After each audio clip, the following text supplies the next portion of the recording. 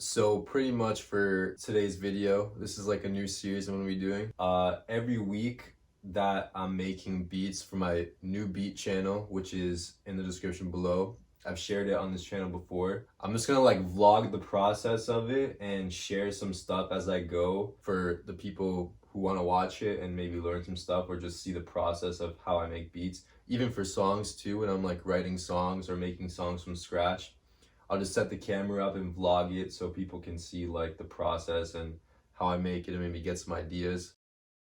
But yeah, so pretty much this new thing I've been doing recently is on Splice, which is a platform that you can download sounds. It's like a subscription service, so you pay a monthly fee and you get a certain amount of credits that you can download sounds like for however many credits you have. And they're mainly known for having audio loops, but the problem with that is so many people can use the same audio loop, which is, I guess, a similar problem with what I'm about to say, but anyways, you can only warp the audio loop so much to make it sound different. Like it's always gonna be that specific sound that was used for it, which will get picked up on like content ID systems. So what I've been doing lately is they have a MIDI section on their website where people release packs with like MIDI loops on them, and it costs more credits, but you can get a MIDI loop and put it into your DAW like what I just did, and then I just transposed it, I changed the BPM, and I put my own sound on it to make it sound even more different than I would be able to make it if I just got the audio file from the website and used it. So yeah, I'm liking how it's sounding so far. Let's keep making it.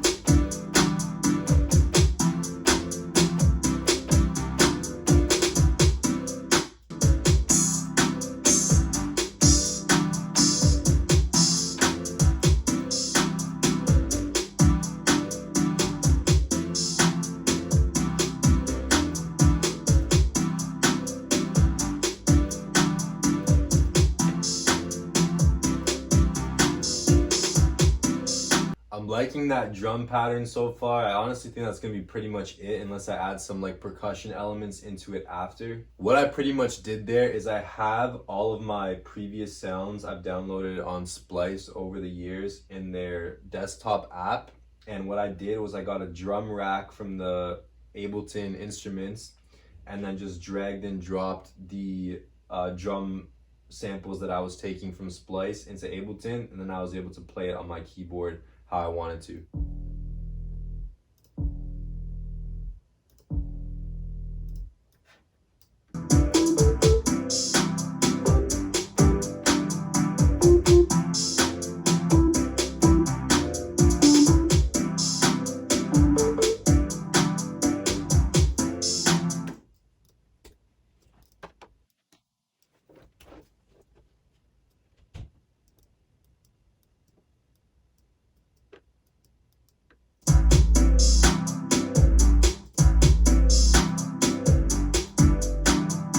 For the bass, what I did is similar to what I did with the drums, where I got my sample from Splice, put it into a simpler this time. So I got the simpler instrument from the Instruments tab in Ableton, put the 808 in there. Then after that, I pitched it up and just played around with the notes to see what I would like. So usually to know how the 808 or bass sounds better, you should pitch it up like as much as you can that still sounds like decent, so you could hear how the note sounds better in comparison to everything else that's already playing. Then after that, I copied and pasted my drum MIDI part or pattern down to my 808 instrument track, got rid of everything else except for the kick, and then I just dragged the notes down to whatever I was playing around with here that I already knew sounded good because I played with it in the higher octave.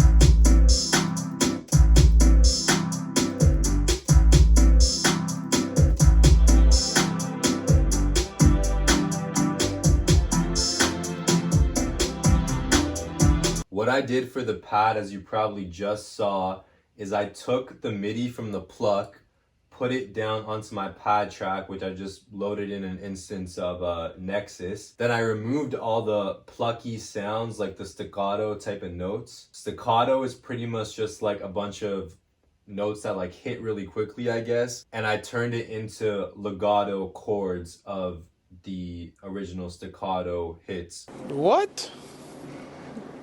Bro, what are you talking about, man? Legato is pretty much just playing like a certain sound in a longer form than a shorter form. Then I just went through some of the sounds until I found one that I liked and got what I have there, which is what I like, and that's what I'm going with. I think what I might do now is just look for a percussion loop to add some more texture to it. But other than that, the main beat's pretty much done. What I would do later, which is what I do on days when I'm mixing, is come back to it, listen to it one more time with fresh ears on a new day, and then maybe I'll change some stuff, and then that's when I'll arrange the whole beat into a song format before I start mixing it.